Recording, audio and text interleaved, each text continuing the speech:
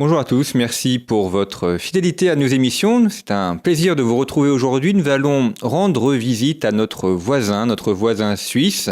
On connaît un petit peu parfois Genève, éventuellement Lausanne, et puis les autres villes, les autres cantons suisses sont souvent assez méconnus. La Suisse aussi d'ailleurs méconnue.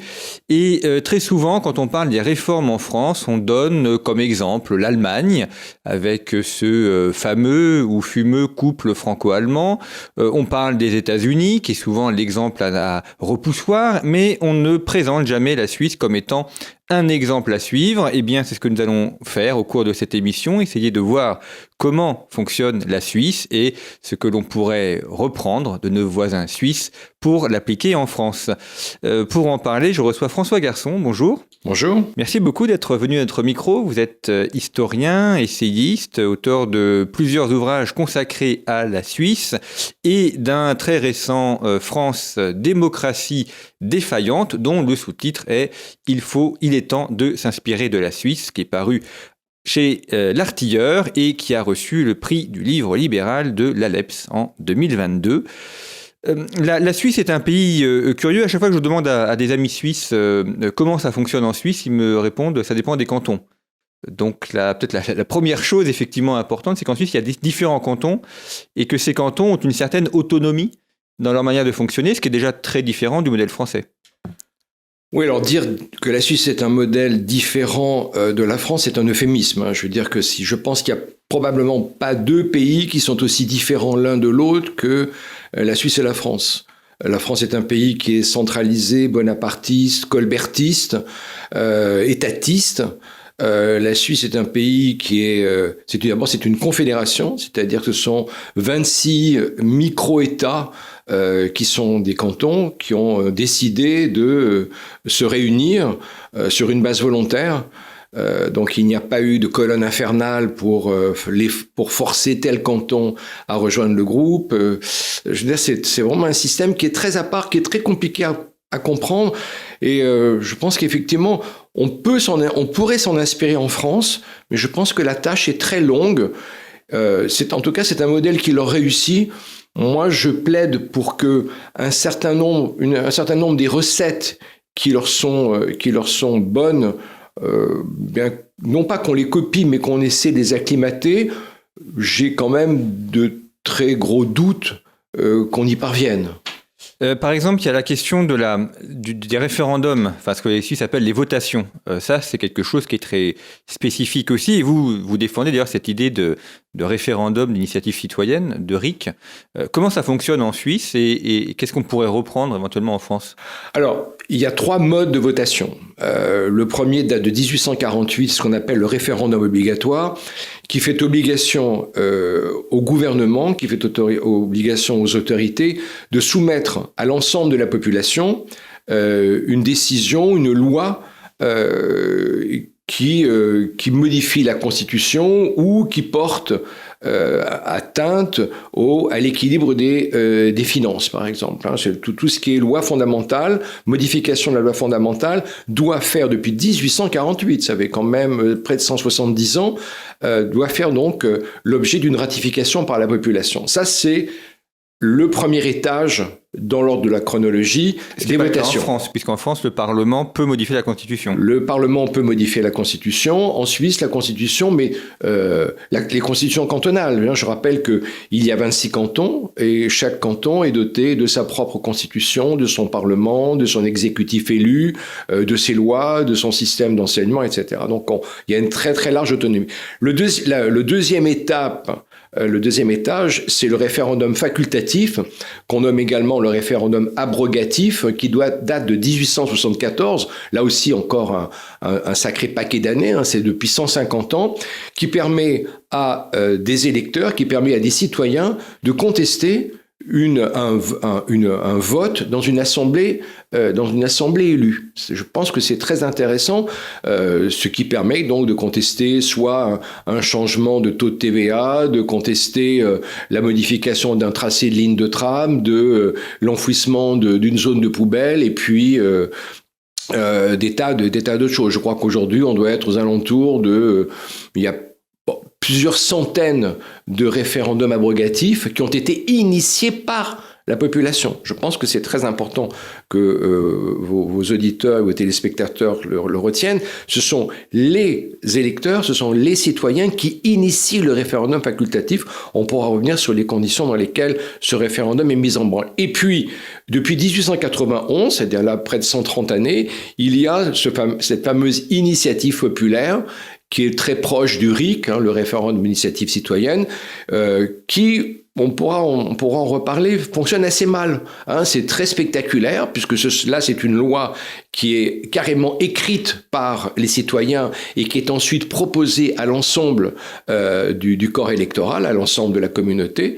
Et on a à peu près le même nombre, on a environ 220 initiatives populaires depuis 1891. Donc ce sont les trois étages de ce système de votation.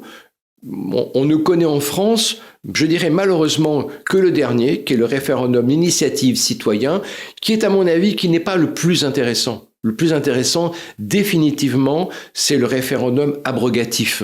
C'est par là qu'à mon avis, les citoyens devraient apprendre à se former à la citoyenneté, devraient apprendre à se former au civisme collectif, puisque ça permet d'enrayer l'action publique lorsqu'elle déraille. Alors justement, comment il fonctionne et quelles sont les conditions à remplir? Je suppose qu'il doit y avoir une pétition, un nombre de minimum de personnes qui demandent ce référendum? Alors, le référendum, comme l'initiative, part au départ, c'est un groupe de citoyens. C'est entre 7 et 27 citoyens. Là, dans cette salle, on pourrait quasiment lancer une initiative populaire. Charge à nous ensuite d'obtenir le quorum de signature qui varie selon les cantons pour les votations de nature cantonale, de nature communale et de nature fédérale. Grosso modo, on a entre 2 et 3% du corps électoral qui doit d'abord signer la pétition que dans cette salle, dans ce studio, nous avons rédigée, nous avons fait ensuite valider. Nous partons ensuite à la conquête des signatures sur les trottoirs. Aujourd'hui, ça se fait de manière un peu plus mécanisée avec la numérisation des collectes. Et ensuite, une fois que ces signatures, ce quorum a été atteint, nous avons le quorum de signature nécessaire. À ce moment-là, les autorités ont l'obligation, dans les 10 mois qui suivent, de proposer à l'ensemble du corps électoral concerné, que ce soit au niveau communal, que ce soit au niveau cantonal ou au niveau fédéral, le projet que nous contestons et dont nous avons formalisé les données. Et ensuite, pour l'élection, c'est 50-50, enfin, c'est la majorité qui décide. Mais alors c'est très intéressant, c'est une majorité simple, c'est-à-dire que si vous avez 14% des électeurs qui se déplacent, ces 14% valident valide la votation. Il n'y a pas, comme en Italie, la nécessité d'avoir 50% du corps électoral, ce qui fait que les gens qui ne votent pas sont considérés comme étant des opposants, ce qui est, à mon avis, stupide. Je veux dire, vous avez par exemple une votation sur les épizooties. Je crois que les gens n'ont pas compris ce qu'on leur proposait, ont été votés. Ceux qui avaient compris quelque chose, je pense que on a dû avoir là ces laitiages probablement dans la participation. On a dû avoir, je crois, 16 ou 17% de gens qui se sont déplacés. Mais là, ça mériterait vérification. Mais en tout cas, ça a été très bas. Et la votation a été validée. Comment fonctionne le système politique suisse? Le président change tous les ans. Et il y a un parlement qui est élu par les cantons? Il n'y a pas de président de la Suisse. Il y a un président de la Confédération. Et ce président est élu par l'Assemblée, les deux assemblées, la Chambre haute et la Chambre basse, si vous voulez, réunies en assemblée fédérale. Et il a effectivement un mandat d'1 année qu'il cède l'année suivante à un autre membre du Conseil fédéral. Ils sont 7 et c'est un système rotatif. qui ressortit de l'esprit de milice, si vous voulez. On pourra également là s'étendre un peu plus. Quels sont les pouvoirs de ce président de la Confédération? Écoutez, il a les pouvoirs du mandat qu'il est, du département qu'il gère, justice et police, l'armée, etc. Donc il est président, mais il exerce en même temps ses prérogatives de conseiller fédéral. Et grosso modo, il intervient un peu sur le plan international, mais comme on voit quand même que la Suisse est particulièrement en retrait sur quasiment tous les gros dossiers, en tout cas au plan public, c'est quand même une activité qui reste essentiellement protocolaire, quoi. Alors vous évoquiez l'esprit de milice.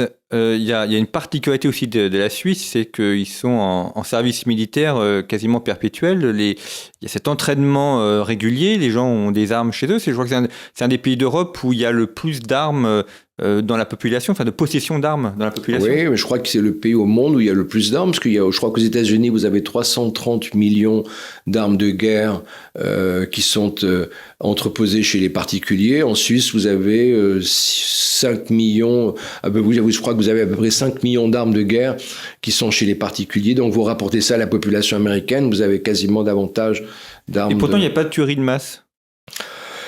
Il n'y a pas de tuerie de masse, non, parce que je pense que le pays est stable, il n'y a pas ce culte de la violence, et puis il n'est pas inscrit dans la Constitution je plaisante, mais il n'est pas inscrit dans la Constitution qu'on peut se faire justice soi-même, parce que la justice et le pouvoir régalien est défaillant.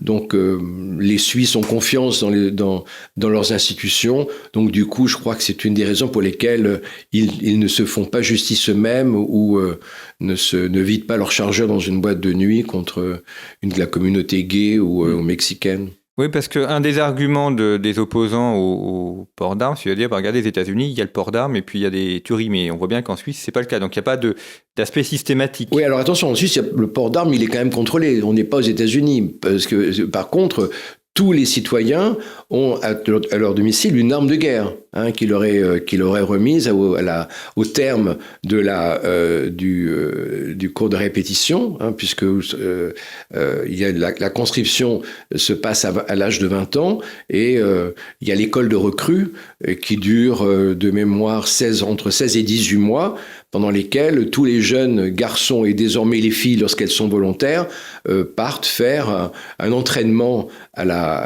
partent faire leur armée.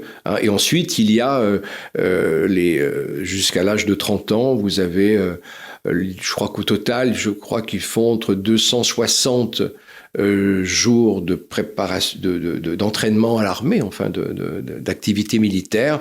Et je crois que alors c'est très intéressant, puisque je reviens à la question que vous me posiez avant sur les votations. Il y a eu énormément de votations, je crois qu'il y en a eu 7 ou 8 de votations visant à la suppression de l'armée.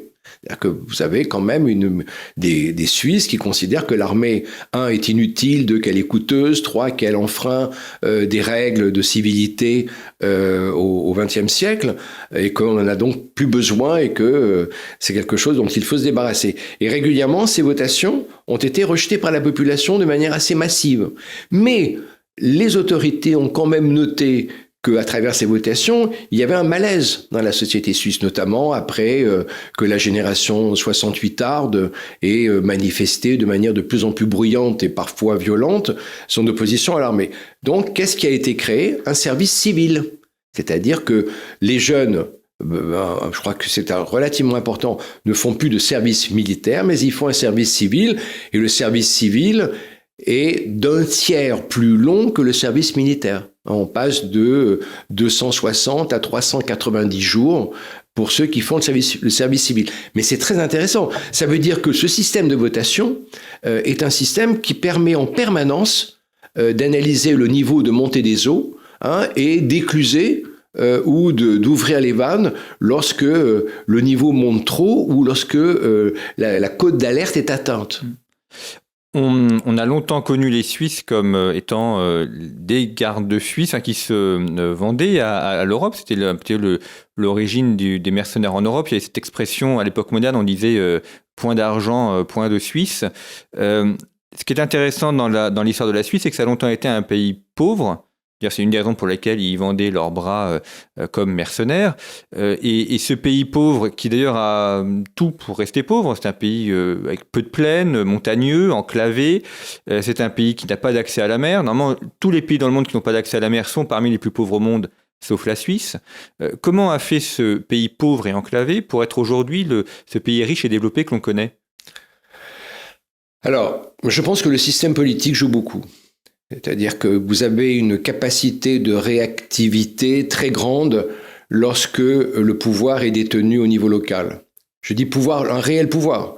Je rappelle que chaque canton, c'est un micro-État qui est doté de tous les appareils, de tous les outils qui constituent un État. Et la proximité entre le pouvoir politique local, les entreprises locales, font que ces entreprises, d'une part, ont pu se développer de manière beaucoup plus saine sans un poids bureaucratique national qui les étouffe et qui fait que la capacité à exporter, la capacité à sortir du pays n'a jamais été, ou en tout cas n'a pas été depuis une cinquantaine d'années, entravée par des mesures nationales, par une bureaucratie qui est fondamentalement préjudiciable aux intérêts des entreprises. Je pense que ça joue énormément. Alors, s'il fallait décortiquer la raison pour laquelle je ne parle pas de décentralisation, mais l'extrême diversification du pouvoir politique est un facteur qui favorise cette capacité à sortir du pays. Je pense qu'il me faudrait un peu de temps, mais je pense que c'est probablement une des raisons qui explique ça. Alors, il y a d'autres raisons qui sont invoquées. Le pays échappé à la Première Guerre mondiale, il échappe également aux destructions de la Deuxième Guerre mondiale. Je pense que c'est des explications qui tiennent, mais qui sont secondaires. Je pense que c'est un pays qui a eu la capacité d'attirer chez lui des gens de talent, qui a eu l'intelligence d'attirer des gens de talent sans les fixer sur son sol. Ce que je dis paraît assez cynique, mais il y a eu une politique d'immigration choisie chez les Suisses qui est liée probablement au droit du sang. Hein. Je pense que les Suisses ont eu, je ne crois pas que ce soit par cynisme, mais c'est un des effets vertueux de leur système, c'est qu'ils n'ont jamais accueilli chez eux que les gens dont ils avaient besoin. Et ils ont su faire comprendre à ceux dont ils n'avaient pas besoin qu'il était dans leur intérêt de le quitter. Je pense que c'est... Alors, exprimer tel que je viens de le faire, ça paraît d'une brutalité extrême. Le résultat est la question que vous me posiez. Comment ce pays de 8 millions d'habitants parvient à un tel niveau de prospérité ? Il y a ceux qui vous disent, mais c'est l'argent sale, c'est les banques mafieuses. Je pense que tout ça, c'est épiphénoménal. C'est valable probablement quand on lit les analyses d'alternatives économiques, mais ça va pas très loin, quoi. Comment on fait pour devenir suisse ? Moi qui ne suis pas suisse, par exemple, si je veux devenir, il faut habiter un certain temps en Suisse. Il faut habiter entre 8 et 10 ans en Suisse. Il faut habiter au moins 3 ans consécutivement dans la commune où l'on a décidé de postuler à la nationalité suisse. Les années entre 3 et 15 ans ou entre 5 et 18 ans comptent double. Donc, c'est pour faciliter la naturalisation des jeunes. Mais en tout cas, il y a un exemple qui est sorti il y a une dizaine de jours dans la presse suisse d'un Français qui vit en Suisse depuis 30 ans, qui est marié à une Suissesse, qui a 2 ou 3 enfants nés en Suisse et qui sont suisses, et des petits-enfants qui sont suisses, et lui a demandé à être naturalisé. Et je répète, ça fait 30 ans qu'il est en Suisse. Et la naturalisation lui a été refusée au motif que il y a 3 ans, il avait commis un délit routier, c'est-à-dire qu'il avait traversé une zone qui était limitée à 40 à l'heure, ou à 30 à l'heure, il l'avait passé à 60 à l'heure. Donc il avait été flashé, il avait été ensuite verbalisé, il avait payé des jours d'amende et il ne s'était pas présenté lors des contrôles pour voir si effectivement il avait bien assimilé le code de la route suisse. Et donc, lorsqu'il a fait sa demande de naturalisation il y a 3 mois, on lui a refusé, au motif qu'il avait, dans son casier judiciaire, il avait une condamnation pendante dont il était encore sous le coup de cette condamnation. Donc, c'est extrêmement lent. Et alors, à partir du moment où vous êtes accepté, il y a vraiment une cérémonie de remise de la nationalité. Je pense que certains Suisses contestent ce droit du sang et plaideraient pour le droit du sol. Je pense que, quand même, à l'exercice, la démonstration est quand même assez forte. Il y a quand même une efficacité de ce mode d'acquisition de la nationalité qui fait qu'il intervient au terme d'un très long parcours, un parcours où il faut en permanence faire la démonstration qu'on est intégré. Et j'insiste sur le fait, on ne vous demande pas d'être assimilé, qui est une des obsessions françaises. Vous pouvez être macédonien et continuer à pratiquer chez vous tous les cultes, s'il y a des cultes particuliers en Macédonie ou en Croatie ou au Kosovo, mais on vous demande simplement de respecter les règles, les usages et les lois du pays dans lesquels vous désirez vous établir et dont vous désirez acquérir la nationalité. Je pense que c'est très important. Il y a la nécessité de s'intégrer, mais il n'y a pas d'obligation de s'assimiler. Et vous avez, en conséquence, quasiment 25% de la population suisse aujourd'hui qui vit en parfaite harmonie avec les indigènes et qui est étrangère. 25%. Il n'y a pas un pays au monde... Peut-être aujourd'hui au Liban, à cause des réfugiés syriens, mais vous n'avez pas un pays au monde où vous avez une telle quantité d'étrangers qui vit en coexistence pacifique avec la population autochtone. Il y a un autre élément très surprenant en Suisse, surtout quand on regarde côté français, c'est leur système éducatif. Ils n'ont pas ces grandes écoles qui font la fierté française. Ils n'ont pas ces grands corps de l'État également, qui là aussi sont... pour certains, du moins, un élément de fierté française. Mais comment font-ils sans Polytechnique, sans Sciences Po, sans tous ces concours qui contribuent à la fierté française? Oui, alors, Polytechnique, ils en ont. Et ils en ont 2. Et elle peut renommer d'ailleurs que la France. Et vous avez l'école polytechnique fédérale de Zurich, qui je crois a été créée en 1854, et l'autre à Lausanne, qui est assez récente. Elle est ancienne sous une autre appellation et elle a été devenue École politique fédérale de Lausanne. C'était les PUL avant, il y a, je crois, une 20aine d'années. Je rappelle quand même que ces 2 écoles polytechniques, au plan international, je dis bien dans tous les rankings internationaux. Je veux dire, quand vous êtes japonais, quand vous êtes russe ou quand vous êtes américain, si vous devez venir faire une thèse en Europe, la probabilité que vous atterrissiez sur le plateau de Palaiseau à l'école polytechnique où j'ai enseigné pendant 20 ans est très très très faible par comparaison avec la perspective de se retrouver à Zurich ou à Lausanne. Donc, ils ont des écoles polytechniques, il y a 10 universités cantonales. Ces universités cantonales sont également, pour 2 d'entre elles, sont devant toutes les universités françaises. Et aujourd'hui, on a eu une politique en France de faire des gigantesques porte-avions de 100 000 étudiants pour remonter dans les classements internationaux. Ça a un peu réussi. Je rappelle que les universités suisses, la plus grosse, je crois, est à Zurich. Elle fait 23 000 étudiants. Berne doit avoir dans les 20 000. Genève dans les 17 000. Donc, c'est des universités de taille normale. Je rappelle que... les universités aux États-Unis, à part Berkeley, sont des universités de 20 000 étudiants, 25 000 étudiants. Oxford, c'est 20 000 ou 18 000 et Cambridge, c'est 22 000. C'est des tailles normales.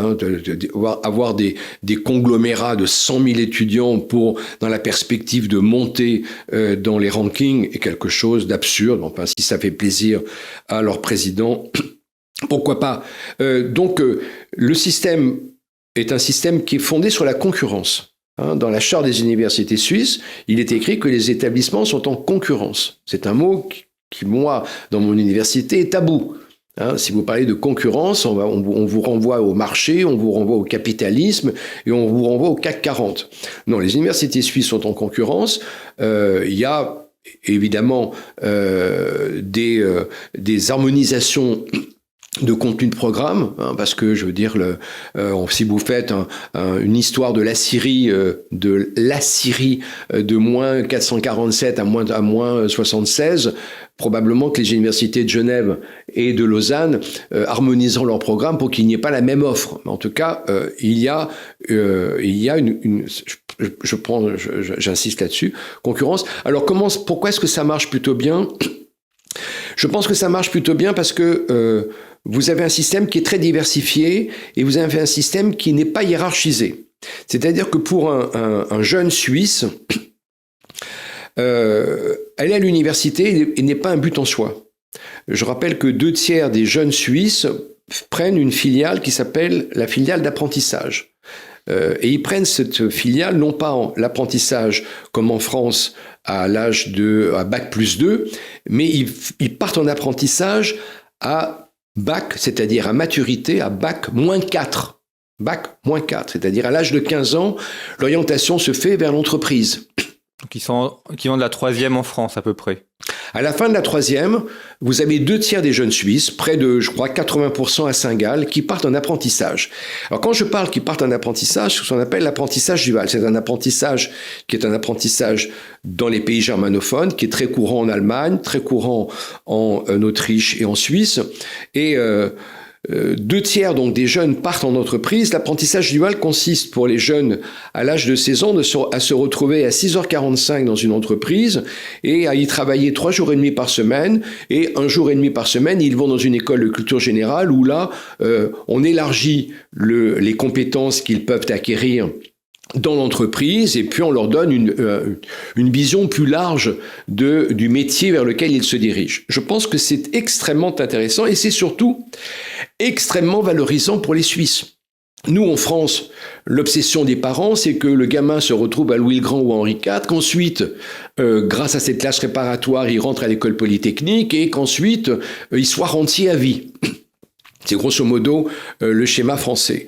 En Suisse, vous avez l'apprentissage, vous avez donc, je l'ai dit, 2/3 des enfants, avec de gros décalages, de gros contrastes entre la Suisse alémanique et la Suisse française. À Genève, vous avez moins de 40% des jeunes qui partent en apprentissage, mais comme je l'ai dit, à Saint-Gall, c'est plus de 80%.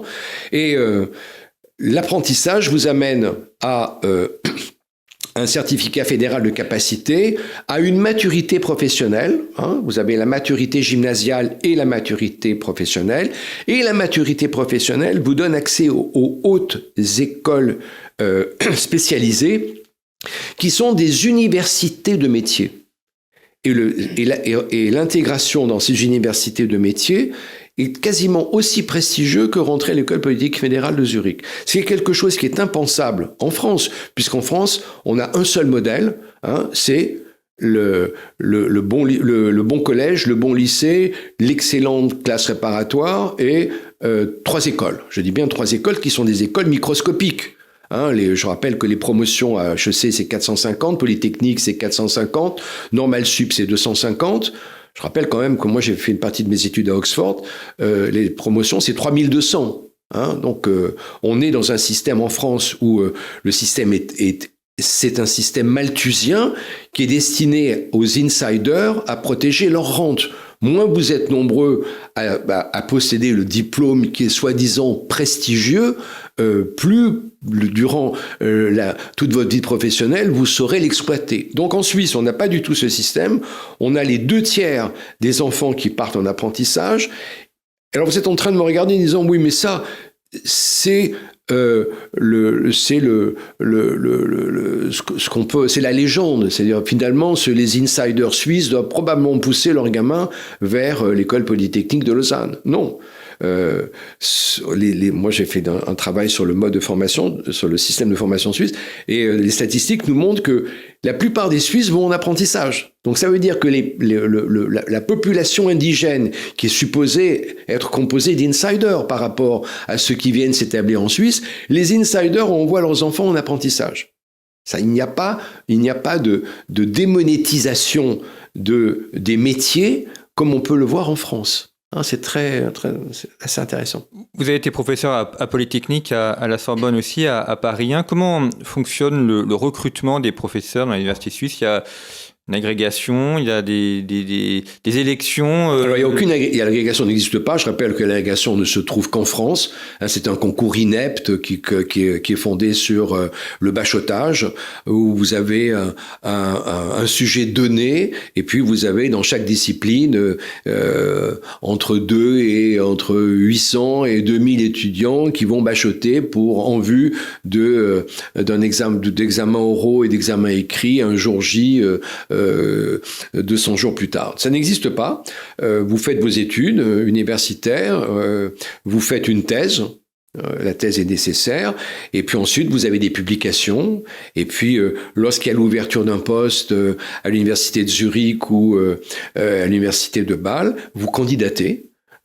Et vous avez un jury composé de Suisses, mais toujours d'étrangers, qui regardent dans les dossiers reçus qui peuvent composer la shortlist de 3 à 4 candidats. On les fait venir, on paye leur voyage, on paye leur séjour à l'hôtel lorsqu'ils doivent séjourner une nuit à l'hôtel, et puis à la fois ils donnent un cours devant des étudiants et un séminaire de recherche devant les collègues. D'accord ? Le recteur de l'école polytechnique de Zurich me disait que le coût de recrutement d'un professeur, que vos téléspectateurs écoutent bien, leur coûte 100 000 francs, c'est-à-dire 100 000 euros. Recruter un prof coûte 100 000 euros à l'établissement.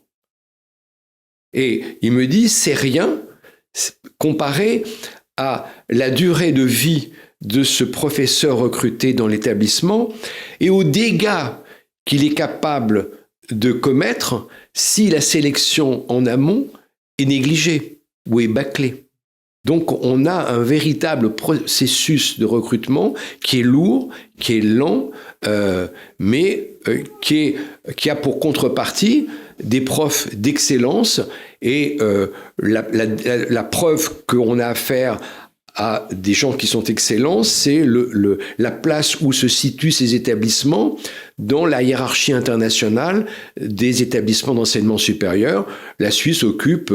elle a la meilleure école d'ingénieurs de langue allemande et elle a la meilleure école d'ingénieurs de langue française.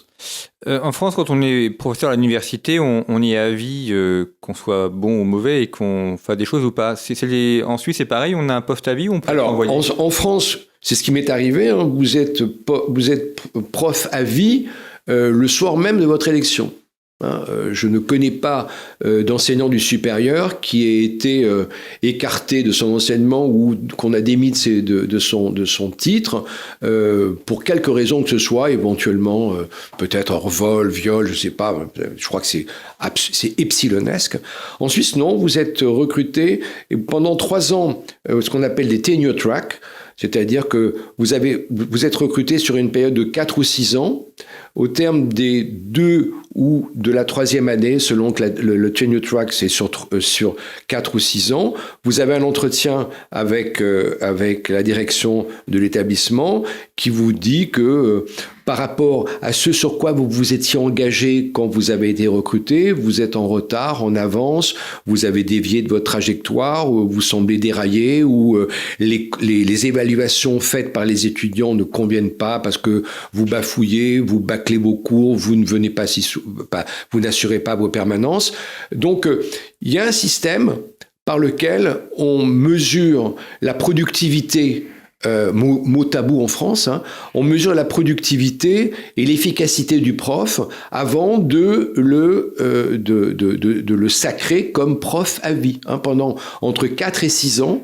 Et au bout de 4 ou 6 ans, si l'évaluation dont la première alerte a eu lieu à la moitié de la tenure track, si au bout de la tenure track, le professeur ne convient pas, on lui est demandé de quitter l'établissement. Donc c'est vrai que c'est quelque chose que la France ne connaît pas. Et dans l'enseignement secondaire, ils ont un système d'éducation nationale aussi Alors, le système secondaire est cantonal. Il est cantonal jusqu'à l'équivalent de notre troisième. Et ensuite, il y a une harmonisation au niveau fédéral. Mais le système d'éducation est profondément cantonal. Ce qui permet évidemment à l'école d'être en rapport avec les entreprises et la formation que reçoivent les enfants, qui est une formation sur laquelle les fondamentaux sont bons. Les Suisses, il n'y a pas cette espèce de diversité de palette de cours que l'on peut trouver dans un collège en France et pire dans un lycée, où vous avez quasiment aujourd'hui un nombre illimité de baccalauréat. Donc, c'est la proximité. Je pense que c'est très important, la proximité de l'élu avec l'entreprise, que cette entreprise soit une école ou qu'elle soit une bijouterie ou qu'elle soit une boucherie ou un atelier mécanique, cette proximité permet d'ajuster en permanence à la fois les contenus de cours, les décisions politiques, les évaluations de profs et de formations dispensées. Je pense que la clé, c'est à la fois la proximité et la subsidiarité. C'est-à-dire que la décision ne descend pas de Berne vers Genève ou vers Soleure. La décision est inspirée à Genève ou à Lausanne par le mode de fonctionnement des Genevois qui diffère beaucoup du mode de fonctionnement quotidien des Vaudois, etc., etc. Et les professeurs, ils sont recrutés avec un contrat de droit privé ou est-ce qu'ils sont fonctionnaires dans l'enseignement secondaire ? Non, dans l'enseignement secondaire, là d'abord, le statut de fonctionnaire a été supprimé en 2000. Il y a eu une votation. Alors c'est notamment c'est les chemins de fer. Je crois que les chemins de fer, la Poste, les Suisses ont voté la suppression du statut de fonctionnaire. Alors les profs ont un statut de droit public, mais il est écrit dans leur contrat, parce qu'ils signent un contrat. Moi, je n'ai jamais signé de contrat en France.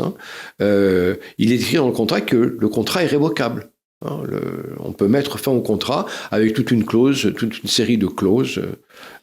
Vous dites qu'ils ont voté la fin des fonctionnaires, donc il n'y a plus... il y aura des fonctionnaires dans l'administration. Alors, vous avez encore dans les douanes, la police reste encore qu'il était question il y a quelques années à Genève de recruter des policiers français parce qu'il n'y avait pas suffisamment de candidats. Il y a encore des fonctionnaires. Mais je pense que le statut du fonctionnaire est très différent du statut français. Et là aussi, je pense que la possibilité de sanction est quelque chose qui doit quand même jouer quelque part. L'évaluation et la sanction est quelque chose qui joue sur la qualité du service public. À la fois les salaires, les conditions de travail. Je pense que les conditions de travail sont meilleures en Suisse. Mais elles sont également meilleures en Allemagne ou en Autriche. Elles sont meilleures tout simplement parce que vous n'avez pas comme supérieur quelqu'un qui peut se prévaloir d'un titre scolaire pour vous casser, vous humilier, éventuellement être incorrect avec vous, au motif qu'il s'estime supérieur à vous et qu'il est omniscient en raison de la qualité des études qu'il a pu faire. Du concours qu'il a réussi 30 ans auparavant. Un concours qu'il a réussi 20 ans, 30 ans, 40 ans auparavant, 45 ans auparavant.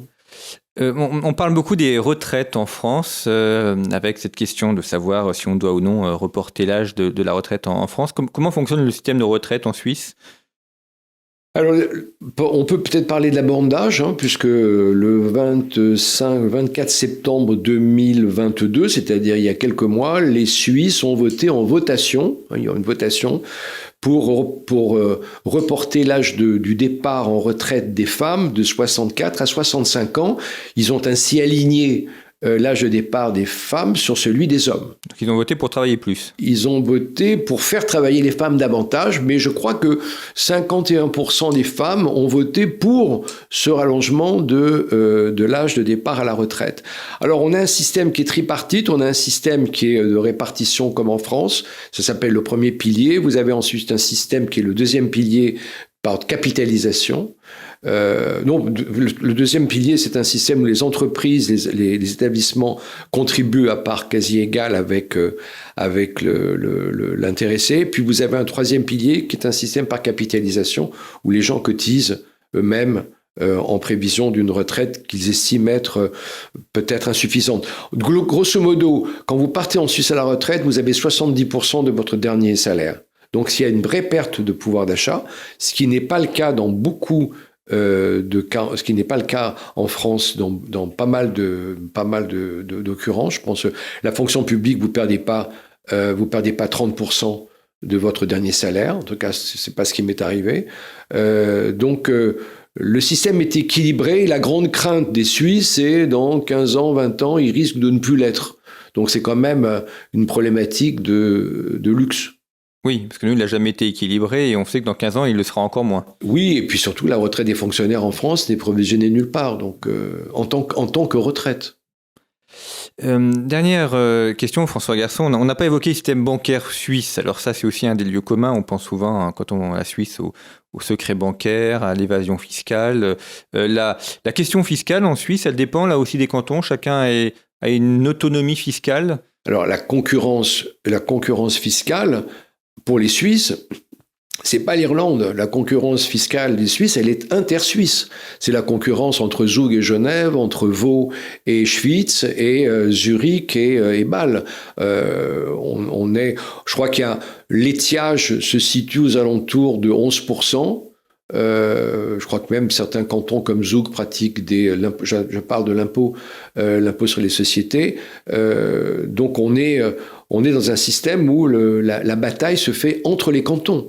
C'est quelque chose que l'on peine à imaginer en France, mais je crois que Novartis avait quitté le canton de Vaud et s'était même déplacé d'une commune à l'autre, puisque vous avez un système fiscal qui peut se différencier entre les cantons, ça c'est certain, mais également à l'intérieur d'un canton entre les communes. Puis comme vous avez 2200 communes à peu près, vous risquez d'avoir des surprises au niveau fiscal qui justifient le déplacement de votre siège social d'une commune à l'autre à l'intérieur d'un même canton, au motif que telle commune vous fait une offre qui est plus alléchante. Donc une vraie concurrence effectivement fiscale, ce qu'on n'a pas en France. D'ailleurs, il n'y a quasiment aucune autonomie financière ou fiscale des communes. D'ailleurs, les communes en France ont de moins en moins de pouvoir. Merci beaucoup François Garçon de nous avoir présenté notre voisin, qui est un voisin frontalier, mais vous l'avez vu, c'est un autre monde en matière de philosophie politique, en matière de pratique politique. Donc le titre de votre ouvrage récemment paru, France, démocratie défaillante, il est temps de s'inspirer de la Suisse, qui est paru chez l'Artilleur et qui a eu le prix Aleps 2022. Et puis le numéro de conflit actuellement en kiosque est consacré aux mercenaires. Donc il y a aussi un petit peu de Suisse dans ce numéro. Et vous pouvez également retrouver les anciens numéros de conflit sur notre site internet revueconflit.com pour vous abonner, pour acheter les numéros en format papier ou en format numérique.